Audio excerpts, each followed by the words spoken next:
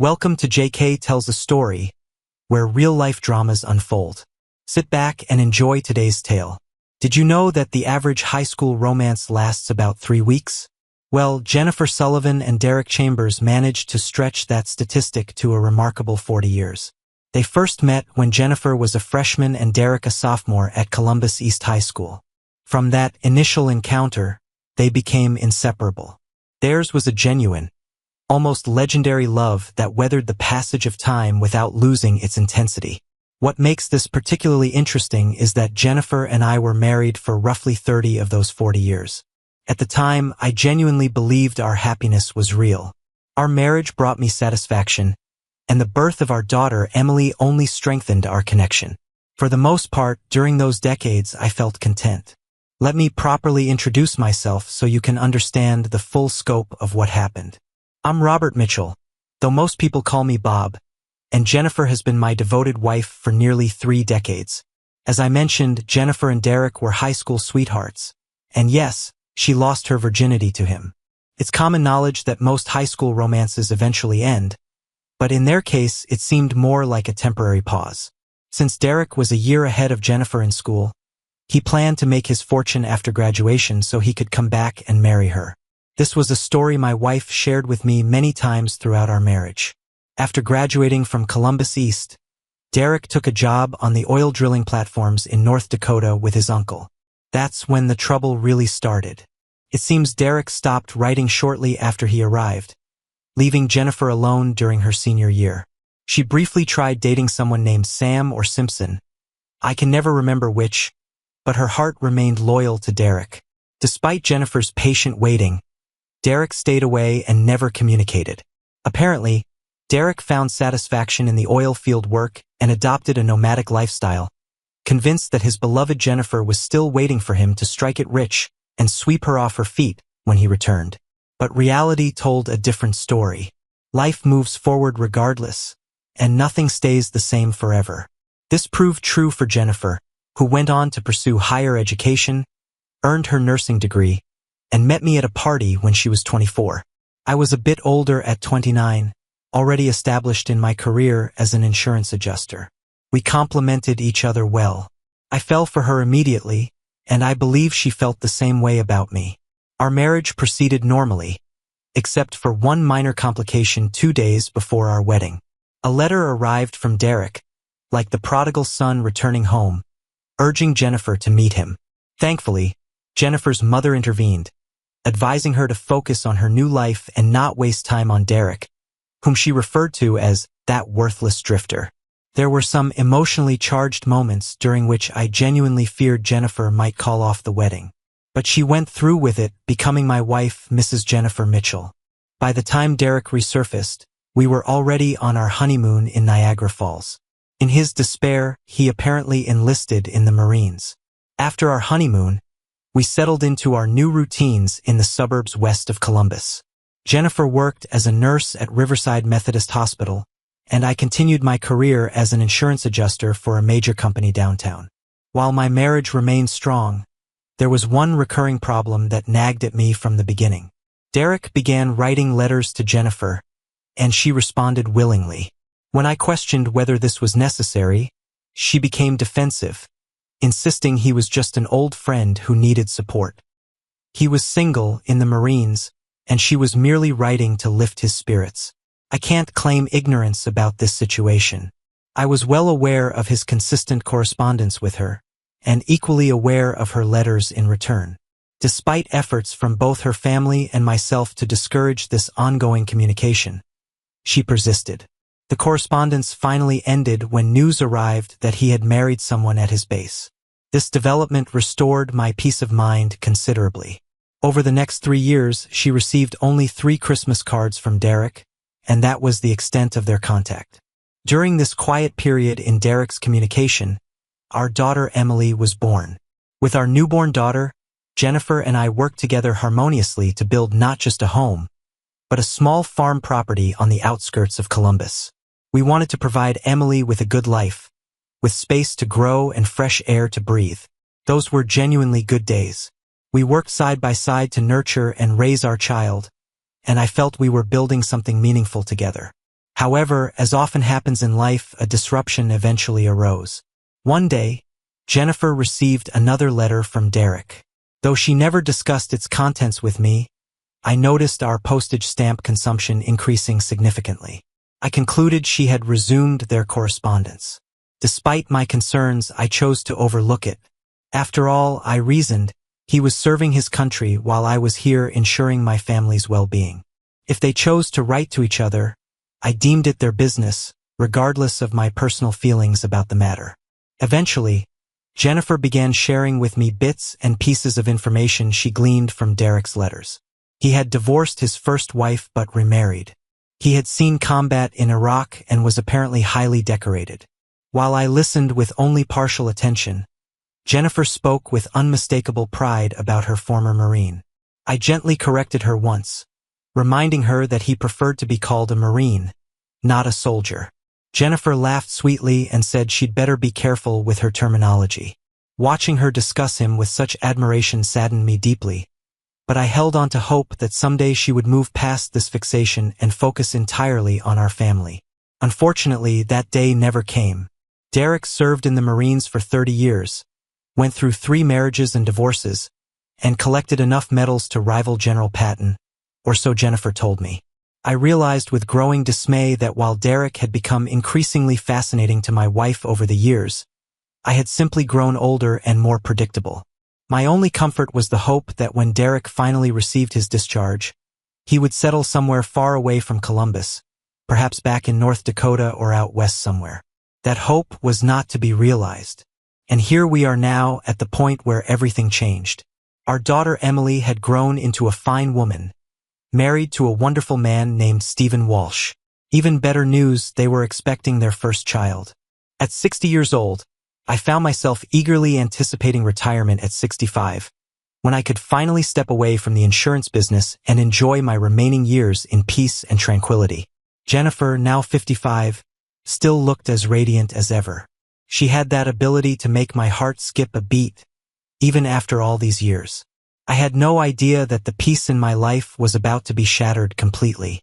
One Thursday evening, I returned home from the office to find Jennifer dressed impeccably in a navy blue dress I'd never seen before.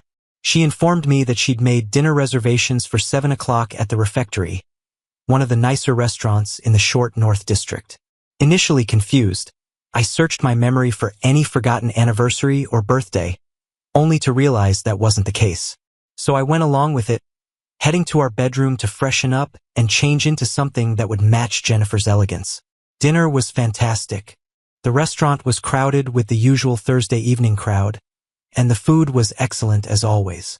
But as we reached the end of our meal, I couldn't shake the feeling that Jennifer had more on her mind than just enjoying a nice dinner together. I turned to her and said, "All right, now you can tell me. I'm in a good mood and I won't cause a scene. One of my personal quirks is that I never lose my temper in public. Working in the insurance industry for over 30 years teaches you to maintain your composure in professional settings, and that habit naturally spilled over into my personal life." Jennifer understood this about me. Over the years, whenever she had something potentially upsetting to share, she would strategically choose a public setting to break the news. Tonight, I could sense something was off just by looking at her face. After 3 decades together, you become quite skilled at reading your partner's expressions and body language. I had a sense of foreboding that this evening was going to end badly. Finally, with visible apprehension, she delivered the news. "Bob, I think you should know that Derek is back." I suddenly felt queasy, though I knew it wasn't the excellent salmon I just finished. I stared at her, waiting for more information, but Jennifer just looked back at me with a thoughtful, almost calculating expression. Finally, I broke the awkward silence. "When you say, back, do you mean he's back from vacation or something?" She shook her head slowly.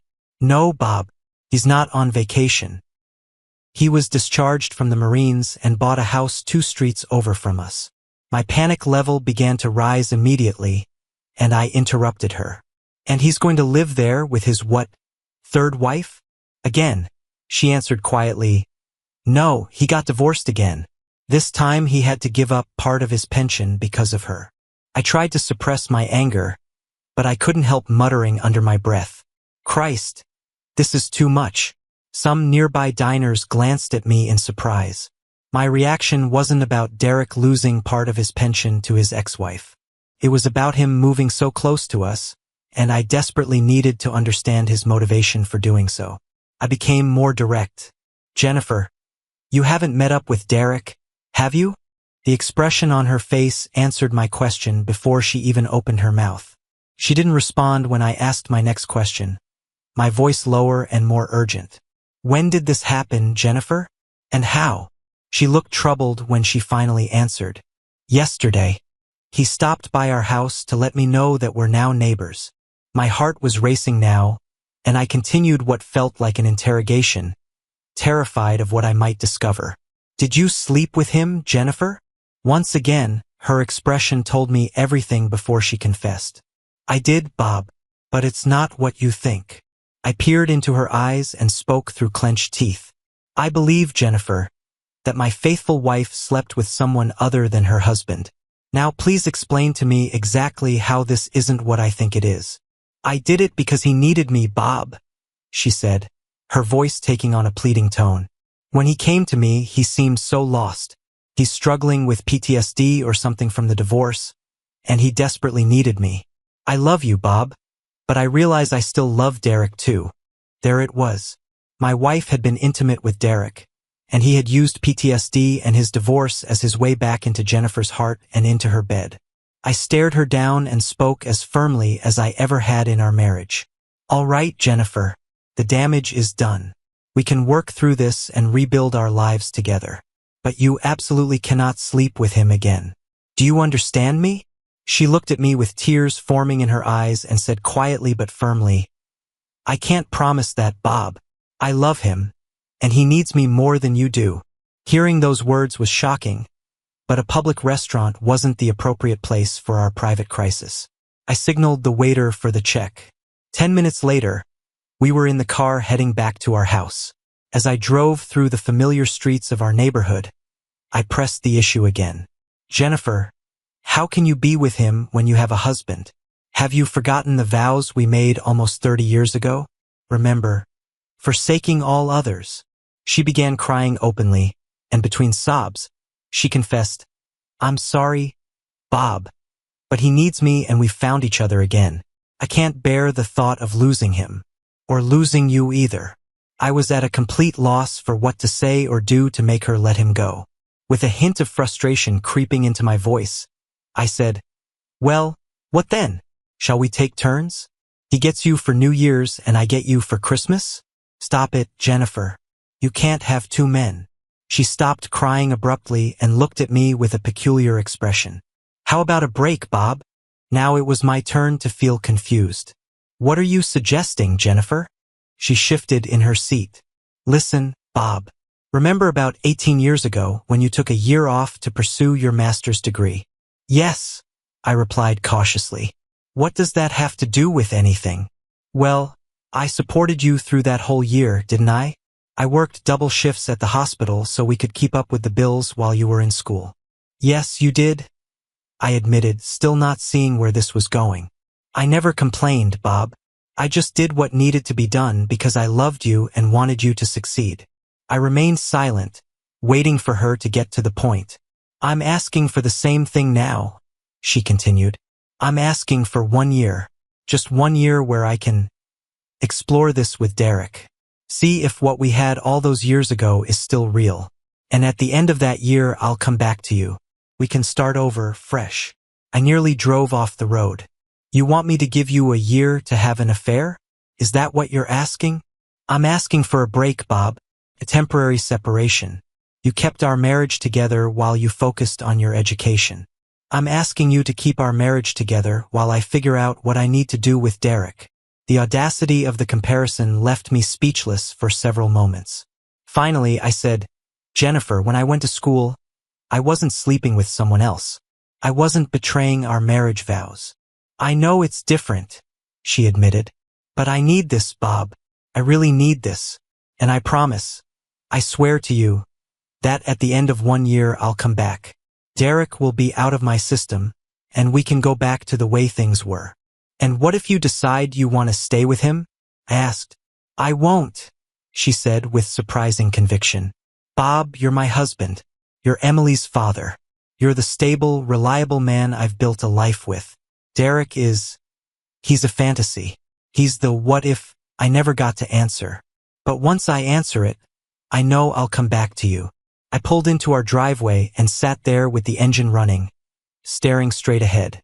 So you've already decided to do this. You're not asking for permission.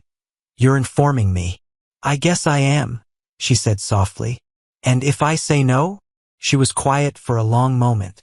Then I'll probably do it anyway, Bob, and you'll hate me for it.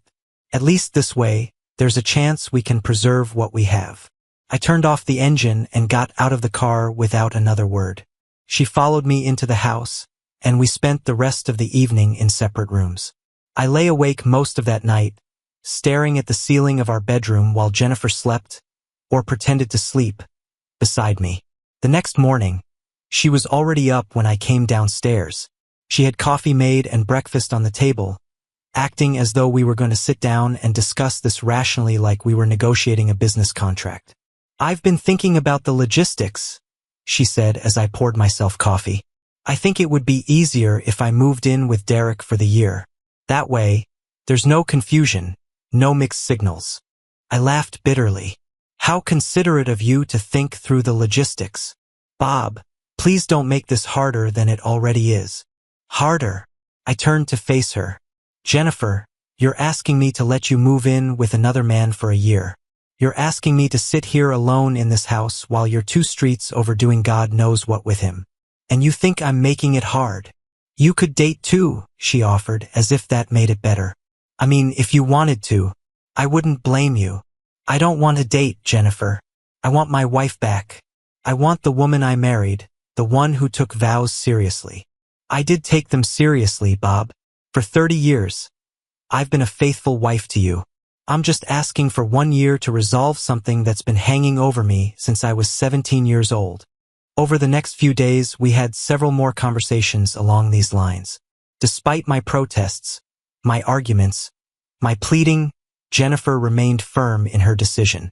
She presented it as a temporary arrangement, a 1-year experiment that would ultimately strengthen our marriage by removing the what-if that had always lingered between us. I finally agreed, not because I thought it was a good idea, but because I realized I had no real power to stop her. She was going to do this with or without my blessing. At least by agreeing to the terms, I could maintain some illusion of control over the situation. We established some ground rules, though they felt hollow even as we discussed them.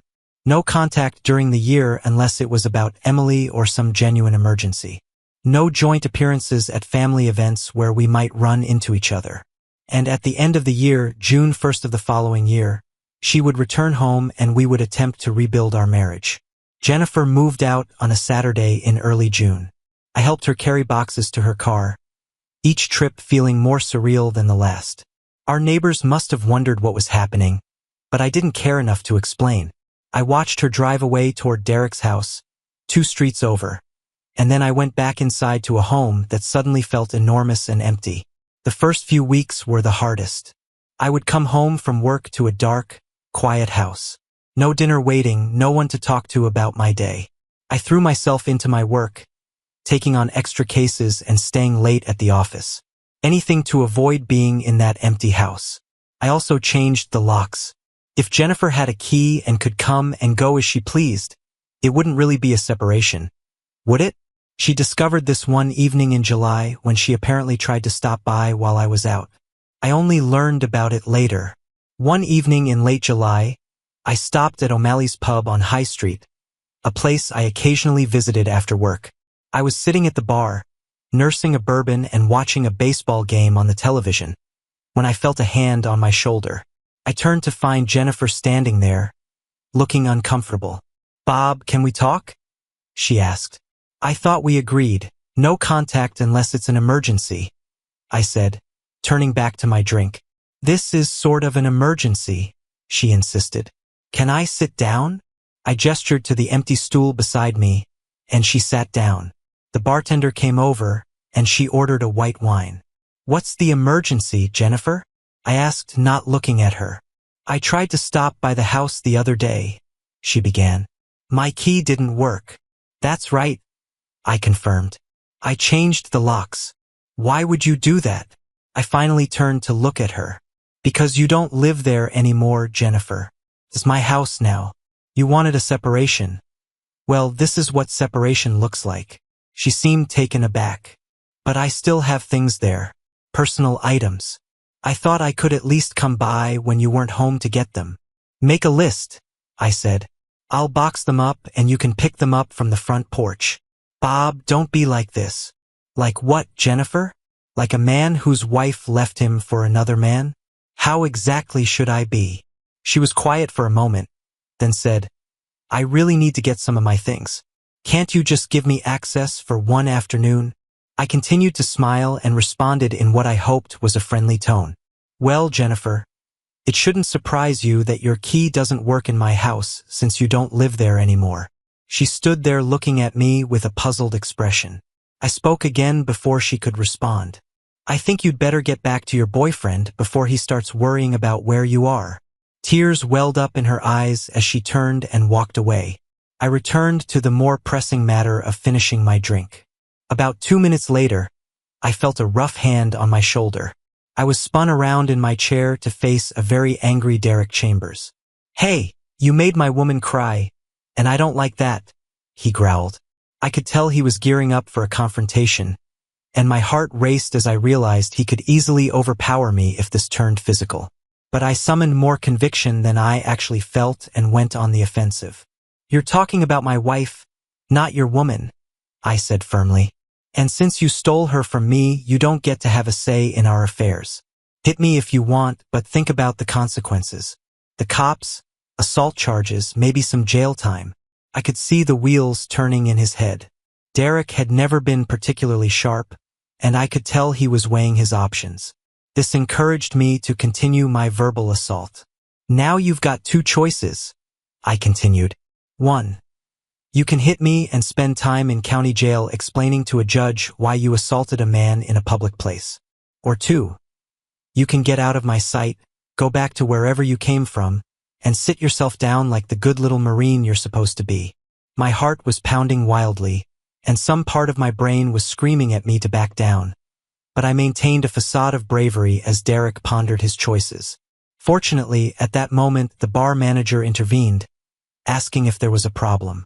Derek glared at him, then grumbled, "No problem," before slowly retreating toward where Jennifer was standing near the door. 5 minutes later, they settled their tab and left together. I drove home that evening thinking about what personal items Jennifer wanted from the house.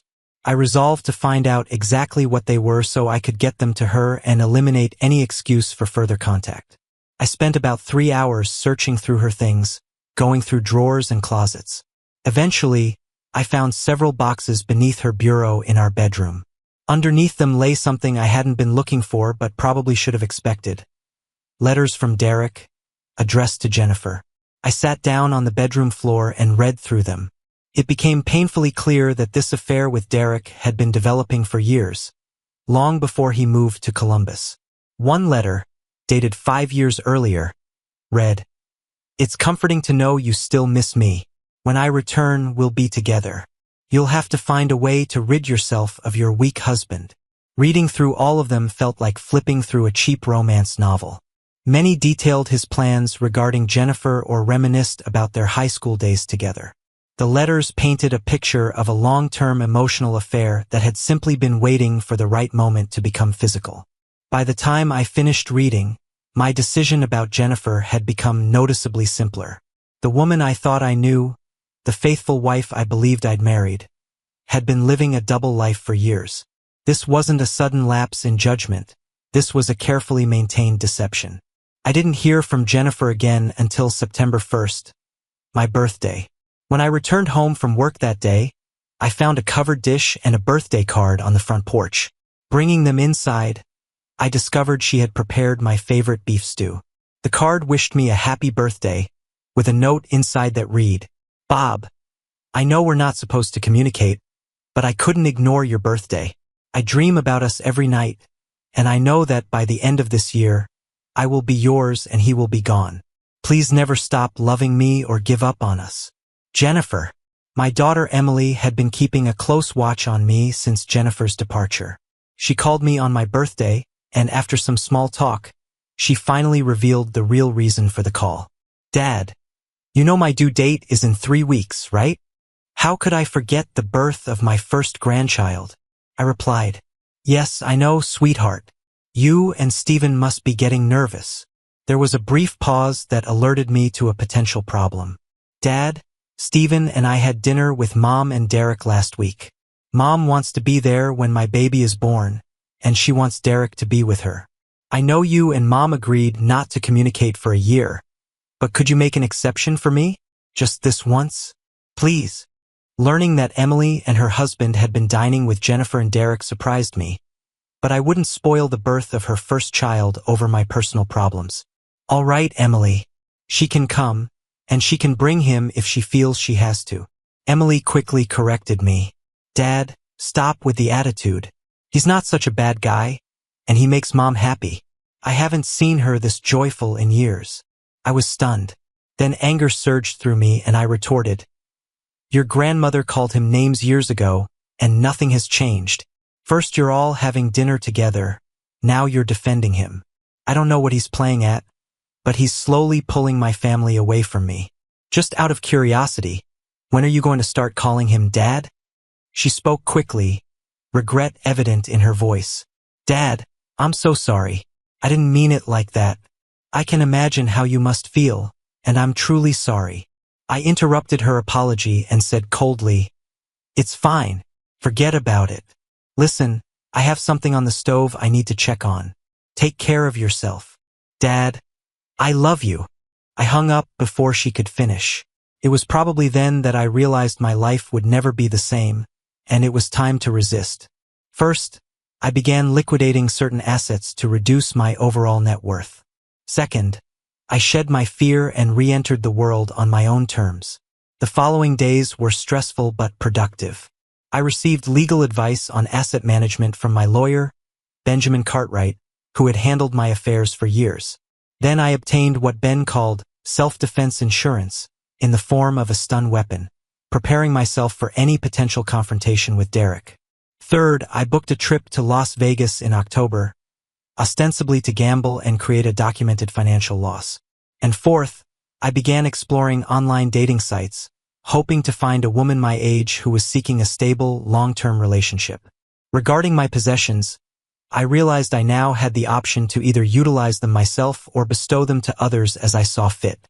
Since my spouse no longer resided with me, it seemed to be entirely my responsibility to decide how our belongings should be divided. What intrigued me most about this situation was the significant flexibility it granted me in shaping my future plans. During Emily's childbirth in late September, I was at my workplace when my secretary buzzed through to tell me I had an urgent call.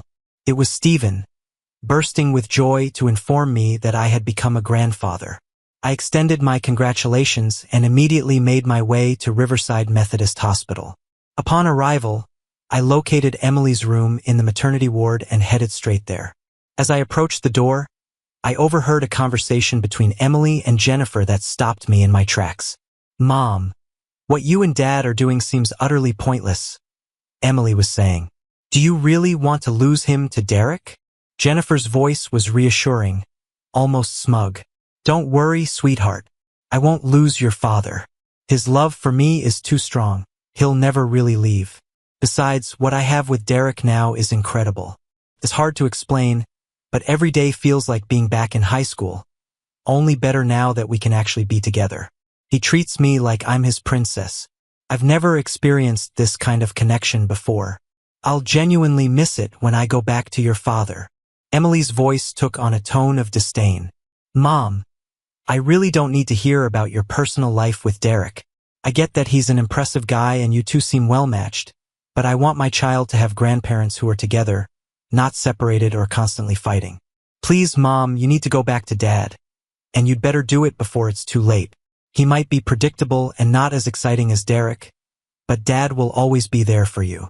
Derek might be a catch, but nothing lasts forever. Dad, on the other hand, is a constant. He won't abandon you if you do right by him. If you have to, beg him on your knees, but convince him to take you back. There was a brief silence before Emily continued more urgently. Mom, don't wait too long, or you might actually lose him. Jennifer's voice betrayed her misplaced confidence. You don't need to worry about your father and me. When I'm finished with Derek, Bob will welcome me back with open arms. Emily's skepticism was evident. I understand you think you know Dad, but I've seen him and talked to him recently. He's changing, Mom, and not for the better. He seems bitter and more distant since you left. Are you really willing to risk a good 30-year marriage for your high school sweetheart? Having heard enough, I seized the opportunity to enter the room. I put on a forced smile and said, "Hey, congratulations, you too. This is such wonderful news." I went over and embraced Emily warmly, pointedly ignoring Jennifer. It was perhaps childish of me, but it seemed the easier path at that moment. Jennifer shot me a disapproving look, but Emily beamed. "Have you seen him yet, Dad?" she asked eagerly. I shook my head. "No, sweetheart. I just came straight here to check on you first." Eventually, tired of being ignored, Jennifer intervened in a less than friendly tone. "Hello, Bob. How are you?" I glanced at her for only a moment before redirecting my attention to Emily. "So tell me about the delivery. Everything went smoothly?" Emily launched into the story of her labor and delivery, and I listened attentively, asking questions and showing genuine interest. When she mentioned the baby's name, her face absolutely lit up. "Stephen and I both agreed we want to name our son Christopher Robert Walsh. Christopher after Stephen's father, and Robert after you, Dad." At this announcement, Jennifer solemnly excused herself, stating she was going to see the baby in the nursery. Once she left, I took Emily's hands and spoke in a serious tone. "Emily, you know your mom and I probably won't reconcile, don't you?" I could see my words hit her hard. "No, Dad, I don't believe that. She'll come to her senses soon and come back home." My eyes welled up slightly as I continued. "Sweetheart, I've come to realize I was never enough for your mother. Something is going to happen soon." Shock and disbelief crossed her face. "What do you mean?" I smiled sadly. "In the near future, I'll be starting divorce proceedings. I'm just sorting out a few things first." Tears filled her eyes. "Oh, Dad, I told Mom she should be begging you to take her back. But it's too late now, isn't it?" I nodded slowly. "Yes, I won't be able to reconcile with her, Emily. The memories of her betrayal would be too much for me to bear. But please, don't say anything to her yet, all right?" She nodded and pulled me in for a hug. We chatted for a few more minutes about various topics, purposefully avoiding any further mention of Jennifer or Derek. Finally, I promised to return the next day and left her to rest. Navigating to the children's ward nursery, I found my grandson among numerous other newborns. I was struck by how small and precious little Christopher was, realizing the profound beauty in the moment. Stephen appeared beside me, standing between where Jennifer and Derek were positioned on one side and myself on the other. With a smile, he handed me a cigar. "Here, Dad, smoke this to celebrate." I tucked the cigar into my pocket and gave Stephen a pat on the back. "I'll save this for later, son." "Thank you." Watching Jennifer and Derek holding hands like teenagers made me feel physically ill. "Listen, Stephen, I think I'll come back tomorrow when it's less crowded and the atmosphere is fresher, if you catch my meaning." Stephen smiled knowingly. "I completely understand, Dad, and I don't blame you one bit." As I prepared to leave, Jennifer called out to me timidly. "Bob, it feels like just yesterday we were bringing our baby girl home, and now it's surreal that our daughter has a baby of her own. Time flies, doesn't it? But it flies too fast." I glanced at her, still hand in hand with Derek, and left the room without a word. She looked puzzled as I walked away, leaving them standing there. October arrived, turning out to be my best month since Jennifer's departure. I ventured to Las Vegas with the stated intention of gambling, and losing, as a legitimate excuse to diminish our shared liquid assets. However, what made the trip truly memorable was a woman I encountered there named Miranda. Miranda was a mature, sophisticated woman around 50 years old, who worked as what she called a professional companion. She surprised me by explaining that many men specifically sought out older, experienced women, and in my case, she was absolutely right. Miranda was expensive, but she made me feel more alive than I had felt in years. For the first time since Jennifer left, I didn't really miss her at all. Miranda was skilled at conversation and genuinely interested in my story. Over dinner and drinks, she gently probed for details about my soon-to-be ex-wife and her new partner. Before the night concluded, Miranda knew almost as much about my situation as I did. Moved by my story, she gently caressed my face before we parted ways. "Bob, I've only known you for a few hours, but I feel I need to tell you something. You're a genuinely good person, and that's a rare quality. Believe me, I've encountered thousands of men in my profession, and I can count on one hand those I truly liked and respected. You're one of them. Your wife has absolutely no idea what she's giving up. But don't let her actions and foolishness change who you are. And if you ever find yourself back in Vegas, give me a call. I'd love to see you again." Miranda and my Las Vegas trip left me more clear-headed than when I'd first arrived. Mulling over her words during the flight back to Columbus, I came to the realization that she was correct. Despite Jennifer's 3 decades of being a devoted wife and mother prior to her betrayal, I was not going to let this experience break me. I refused to become a bitter, broken man. Upon my return from Vegas, I instructed my lawyer to begin drafting divorce papers. Additionally, I resolved to gather comprehensive information about Derek Chambers. Acting on Ben's recommendation, I hired a private investigation firm to delve into Derek's background from his high school days to the present. Despite the firm's substantial fees, nearly $8,000, I didn't hesitate, knowing that half the expense would ultimately be covered by Jennifer's share of our assets. Assured of the firm's thoroughness and discretion, I was confident they'd provide all the necessary information before Christmas. I also broached the topic of transferring to a branch office with my boss at the insurance company. Initially taken aback, considering my previous statements about never wanting to relocate, my boss promised to look into available positions and get back to me. Thanksgiving loomed as the next obstacle I had to confront. Emily called me about a week before the holiday to invite me to dinner at their house. When I inquired whether Jennifer and Derek would be present, she hesitantly confirmed they would be attending. Upon hearing this, I firmly but politely declined and ended the call. Surprisingly, my son-in-law reached out to me the following day. Stephen called my office and requested a private meeting. We agreed on a time and met at Burns Pub, a quiet establishment in the city center, for drinks that evening. I noticed immediately that Stephen was agitated. After exchanging initial pleasantries, I ordered 2 double scotches, sensing that something was seriously bothering my son-in-law. I sat back and listened as Stephen confided in me about what was happening with Jennifer and Emily. "Dad, you won't believe this, but they're both completely infatuated with him," Stephen said, frustration evident in his voice. "It's all Derek this and Derek that. You'd think he was the most interesting man in the world, like that guy from the beer commercials." I was surprised by his candor and began to wonder if he'd come to try persuading me to attend Thanksgiving after all. "Stephen, do I understand correctly that you don't approve of Mr. Chambers?" Stephen looked at me with evident anger. "Dad, this man is arrogant, self-centered, and completely selfish. He's so in love with himself that I can't fathom where he has any room left for Jennifer." Realizing his outburst, his expression shifted to one of immediate remorse. "Sorry, Dad. I didn't mean to disrespect," I reassured him with a slight smile. "No worries, son. But I'm curious. When did you start calling her Jennifer instead of Mom?" "Since she devastated you by leaving," he said quietly. "Since then, I've lost all respect for her." Now I was genuinely curious. "Why did her departure affect you so strongly, if I may ask?" His face flushed with anger once more.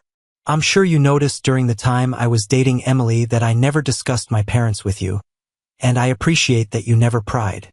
The truth is, my mother cheated on my father when I was 15. After that, they divorced and my father never recovered. He drank himself to death within 5 years, And my mother died in a car accident with her lover 2 years after that. I despise cheaters, Dad. And now that Jennifer has become one, I can't stand to be around her. I'm pretending for Emily's sake, but I'm genuinely worried. I had never heard about Stephen's parents before and immediately empathized with his pain. Stephen, you mentioned being worried. What exactly is on your mind, son? He took a deep breath, ordered another scotch, then turned to face me directly. This might upset you, but you asked. The old saying, like mother, like daughter, worries me constantly. If Jennifer has turned into a cheater and keeps praising her affair to Emily, glorifying it even, how long before Emily gets tempted to follow that path too? My eyebrows lifted at his concern. I could see where he was coming from. I took a contemplative sip of my own drink, pondering my next steps. Listen, Stephen, don't lose hope just yet. I have some surprises planned, and I think things are going to start changing dramatically in the new year. Also, strictly between us, I've got plans to make it a memorable Christmas for you and Emily, but not so much for the others, if you catch my drift. Stephen's smile emerged for the first time since we'd sat down. He spent the next 15 minutes trying to pry information from me, but I revealed nothing more. As we wrapped up our meeting, I smiled again. Stephen, aren't you forgetting something? He looked puzzled. What, Dad? I put a hand on his shoulder. Shouldn't you be trying to persuade me to be the bigger man and attend Thanksgiving? Stephen's smile widened. Oh, right. Okay then. Will you please come to Thanksgiving dinner, Dad? I shook my head. No, but I genuinely appreciate the invitation. Emily called me twice more before Thanksgiving, pleading for my attendance, until I finally had to put my foot down. Look, Emily, when your mother left me back in June, I made it absolutely clear there would be no contact between us for a year. She's the one who wanted to end our marriage temporarily. I've already broken that rule once for Christopher's birth, but I will not sit at a table and break bread with them. Is that understood? The holiday arrived, and I had a frozen turkey dinner alone in my empty house. I felt lonely and melancholy, but it was infinitely better than watching Jennifer and Derek exchange loving glances across a dining table. December arrived, bringing with it the looming prospect of another family holiday. I dreaded it, but I knew it would be the last one I'd have to endure. December turned out to be remarkably eventful. First, the insurance company offered me a position in Austin, Texas, starting in mid-January, and I accepted immediately.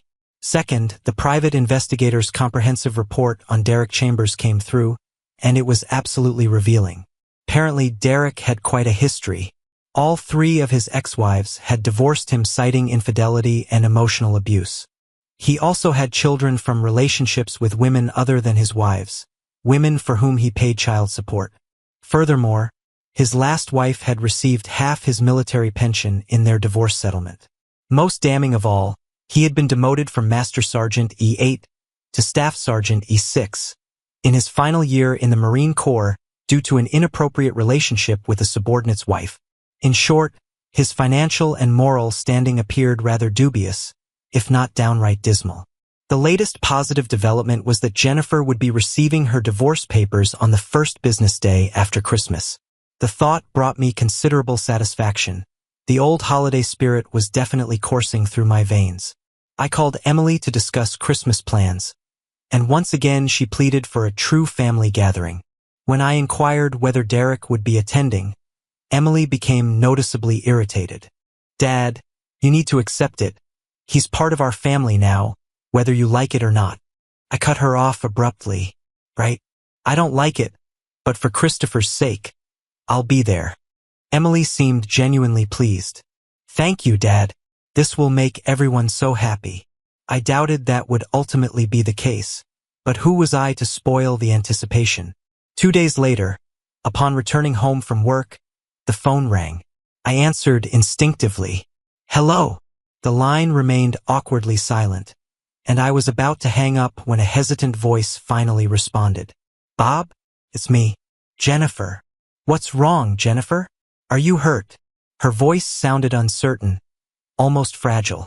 No, I'm fine, Bob, but I wanted to thank you for agreeing to come for Christmas. I realize now how much I've hurt you, We've never spent a holiday apart in 30 years.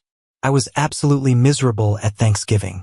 Living without you has been harder than I expected, and I've been thinking about us so much lately. I cut short her nostalgic journey. Well, Jennifer, I'm glad to hear you're reflecting on our marriage. However, I need to remind you that when you initiated this separation, I insisted on no communication between us. I made an exception for Christmas Day, so I believe we should end this conversation now. Goodbye. After hanging up, I felt terrible. I had never spoken to her so harshly in our entire 30-year marriage. But as guilty as I felt about my words, that guilt didn't compare to the pain I'd experienced the day she left me. The month passed slowly, allowing ample time for Christmas shopping and preparation. I made sure to buy thoughtful gifts for everyone. Additionally, I packed belongings for my new job and rented a car for the cross-country drive to Texas. I also had several pleasant phone conversations with a helpful woman named Patricia at my new Austin office, who informed me she had selected a few well-appointed furnished apartments near the office for me to view. The pleasant surprise was that she would personally show them to me upon my arrival. Yes, everything was falling into place nicely. Arriving at Emily and Stephen's house on Christmas Day, I discovered that Jennifer and Derek had already arrived. Emily warmly embraced me, commenting on how nice it was to have everyone together. I smiled inwardly, thinking if only she knew what a genuine surprise this day would bring. Stephen greeted me and took my coat.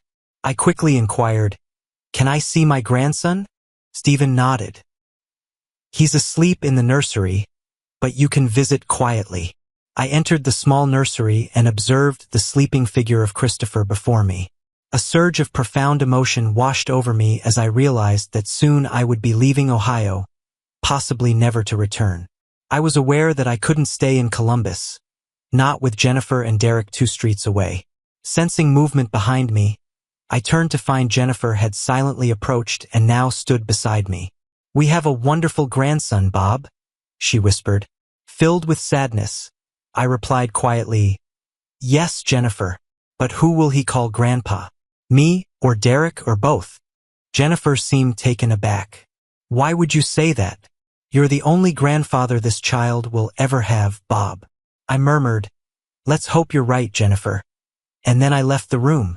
The following hours were filled with stilted conversation between Stephen and me, while Emily, Jennifer, and Derek seemed lost in their own world. I was genuinely disappointed at how quickly my daughter had fallen under Derek's spell. Stephen appeared equally unhappy, but I quietly reassured him, promising that significant changes were coming. His eyes gleamed with understanding. Dinner was served, and although the food was delicious, Emily had prepared a beautiful honey-glazed ham with all the traditional sides. The company left much to be desired. I felt no desire whatsoever to engage with Jennifer or Derek, and Stephen seemed equally hesitant to participate in the conversation. The only person who spoke at length was Derek, regaling the women with embellished tales of his military service and supposed heroism. Watching Derek hold court with his small audience made me feel physically ill. After dinner, Emily brought Christopher into the living room, and we all gathered for the gift exchange. Observing my family assembled there, I realized this might very well be the last time we would share such a moment together. Emily seemed genuinely happy as she eagerly instructed Stephen to distribute the gifts she'd prepared. When he did, Emily gave Jennifer a cashmere sweater, Derek a gift card to a sporting goods store, and me a conservative silk tie. Practical yet utterly uninspired gifts, much like how my wife and daughter apparently perceived me. When Stephen, Emily, and Christopher unwrapped their presents from Jennifer and Derek, Emily smiled and laughed appreciatively, while Stephen remained polite but noticeably distant. Once everyone had finished opening their gifts, the room fell into an expectant silence, all eyes turning to me and the large bag of presents I'd brought.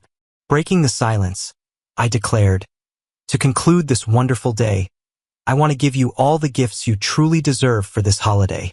Standing up, I retrieved my bag and handed Stephen and Emily a large manila envelope wrapped in festive paper. Emily eagerly tore open the wrapping while Stephen watched. As Emily sifted through the legal documents inside the envelope, her joyous scream suddenly filled the room.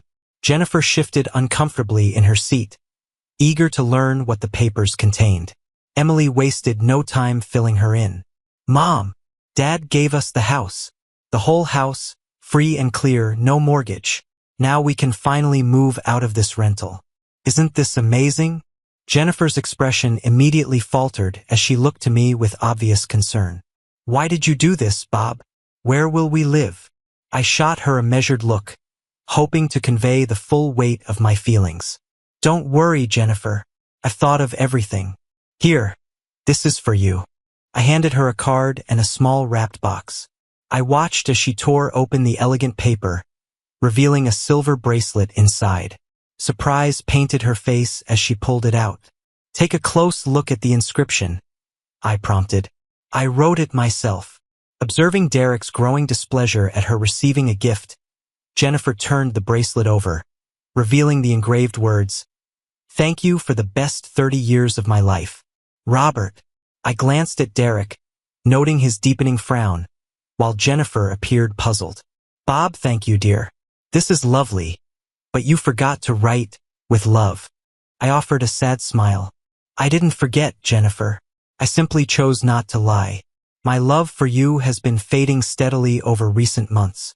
This bracelet is my farewell and a reminder of what you sacrificed for your new partner. Also, you'll be receiving divorce papers on Monday. I heard Emily inhale sharply while Jennifer's face twisted with disbelief and growing despair. Nodding toward the card, I continued, I attempted to express my gratitude for the wonderful years we shared and for our daughter. There's also a check inside for half our liquid assets, though it's not much. I spent nearly $200,000 during your absence. The house was always intended for Emily. When you left our marriage, you forfeited your claim to it. It's all explained in the card. Turning to Derek, I continued, This final gift is for you as well, Jennifer. I handed her another large envelope. She looked absolutely stunned. Inside is a complete account of what your lover has actually been doing since your high school days ended. I believe you'll find it quite enlightening reading. Before I could finish, Derek erupted from his chair, his face red with rage. I'll ruin you, you pathetic. His threat was cut short as I calmly pulled the stun device from my jacket pocket and made contact with his shoulder. Derek collapsed to the floor with a heavy thud. The device ensured he remained incapacitated, his body convulsing briefly. Emily and Jennifer both stood up in shock. I looked down at Derek's prone form and spoke clearly. Feel that pain, Derek? Let me tell you something. Your physical discomfort is absolutely nothing compared to the agony of losing the woman I loved for 30 years to someone like you. Jennifer began sobbing as if the world was ending. When I turned to face her, I summoned more courage than my shattered heart actually possessed. I know I'm not as exciting as your decorated Marine, I said quietly. But I won't forget what you did, Jennifer. I glanced back at Derek one more time, then looked at Jennifer directly. Anyway, since you seem to enjoy this arrangement so much, I'm giving you the ultimate gift, freedom. Now you can live your life being pampered during the day and entertained at night. Perfect for someone who broke their sacred vows. Isn't it? Jennifer struggled to speak, choking out the words, No, it wasn't supposed to happen like this. I was going to come back to you in June, Bob. I love you. She trembled visibly as Emily rushed to console her mother. Stephen stood nervously nearby. Dad, you shouldn't use that thing again. You might seriously hurt him. Standing over Derek's prone form, I looked at the two women I had loved more than anything in the world. I'll be leaving now. Thank you for the lovely day and the wonderful life we shared. I probably won't see either of you again. Possibly ever. Both women stared at me speechlessly, as if I were a complete stranger. Stephen handed me my coat with an unmistakable look of satisfaction on his face.